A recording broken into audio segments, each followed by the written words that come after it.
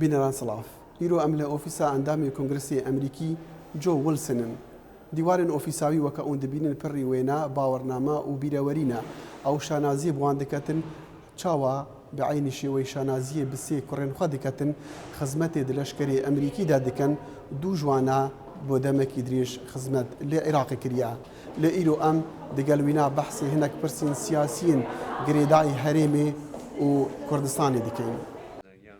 جۆ ویلسن ئەندامێ کۆماریە ویلایەتە ساوث کەرۆلاینایە ئەو سەرۆکی هەفپارێ کۆبەندا کورد و ئەمریکیانە ئەو کۆبەندە ژە سێ ئەندامن کۆنگرسی ئەمریکی ژە هەردوو پارتیان پێک هاتیە ئەو شانازیە دیکەتن سەرۆکێ وێ کۆبەندێ بتن و دبێژتن ئەم گرنگیاتی گەهشتنە هەرێما کوردان مکم دکەین و کا ئەو چەند گرنگن و کا کورد چەند دۆستین هێژان ئەمریکانە لێ پرسیارەمە ئەو بوو هەتا چەندێ ئەمریکا دەپرسا کوردی دیگەهەتن.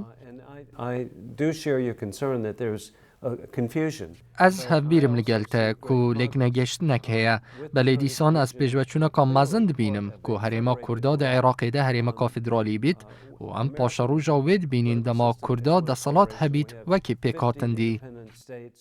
کۆنگرسمان ویلسن گوت jî bi baweriya wî baştirîn siyaset herêma Kurdistanê peyro biketin ew bi pitepişka giring di pêşvebirina civakeka medeniya mikum û pêşketî de li Iraqê bixwe.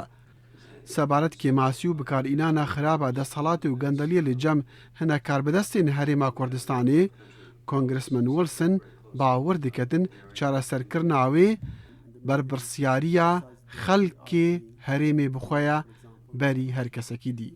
Well, this is a problem that needs to be really resolved by the local population. Ev pirseke ku tiviye ji layê xelkê herêmê ve bête çarserkirin. Me gelek welat dîtin ji sistemên totalîtarî û diktatûrî serhildayîne bi van qunaxa derbas bûyne.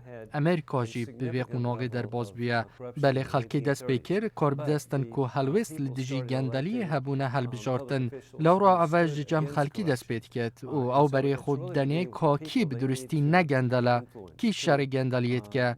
Ev alûziyeke li gelek welatin cîhanê hene belê min bawerî bi gelê Kurd heye ku ew dê wan kesa helbijêrin rastgû bin û têbigehin ku baştirîn rêk bû xizmetkirina gelê Kurd ew e dest paqij bin û negendel bin. That the best way to serve their people is to be even-handed and not corrupt. Thank you so much. No, thank you.